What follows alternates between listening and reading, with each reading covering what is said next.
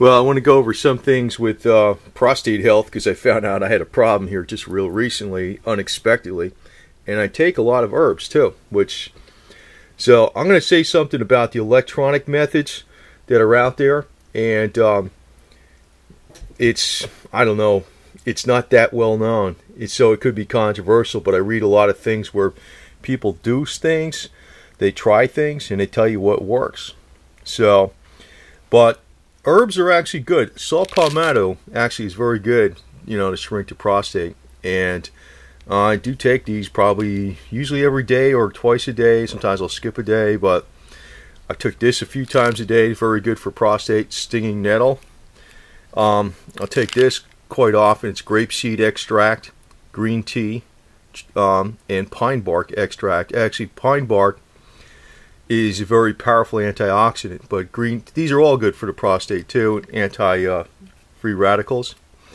And Nature's Way Alive Whole Food Energizer, which has zinc in it, and vitamin E, and lycopene from the actual tomato, Lycomato. So I was doing everything right, and I still had like a problem. But these things don't, If you're male and you're older, you should take these. Actually, this is actually good for women too, because a lot of times women get a hormonal balance. I'll tell you, this is like a male thing, but males and females have the same hormones, just at a different amounts, like testosterone and estrogen, but different amounts. And what happens is the testosterone breaks down into something harmful. This will protect you from it. And a lot of times women who get them balding, when they're older, this is something that can protect against that, believe it or not. And this is actually good for collagen production and skin health in a lot of ways too.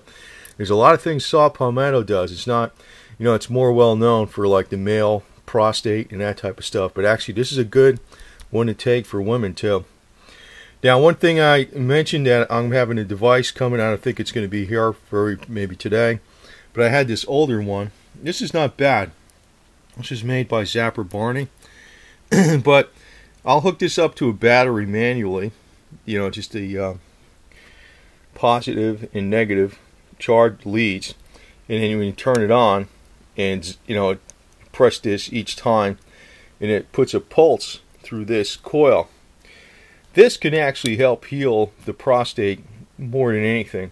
That's what I've been reading this research for a long time, but I've never experimented with it because I figured I wasn't going to have a problem because of taking all these herbs. But I've been finding out that herbs are not as powerful as what you can do with microelectricity.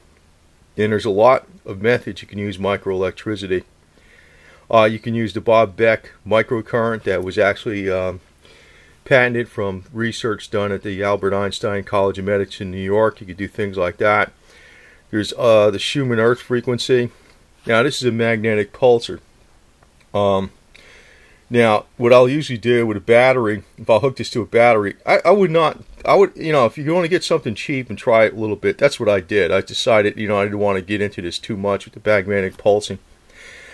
I have every other electronic type device though, but now I have, a regular quality like pulsar coming. But this, I usually do this about 10 pulses max. And that's it, and I'll give it a rest for an hour, and then I'll try it out again. But it's not effective enough, I think, for what I'm going to be using.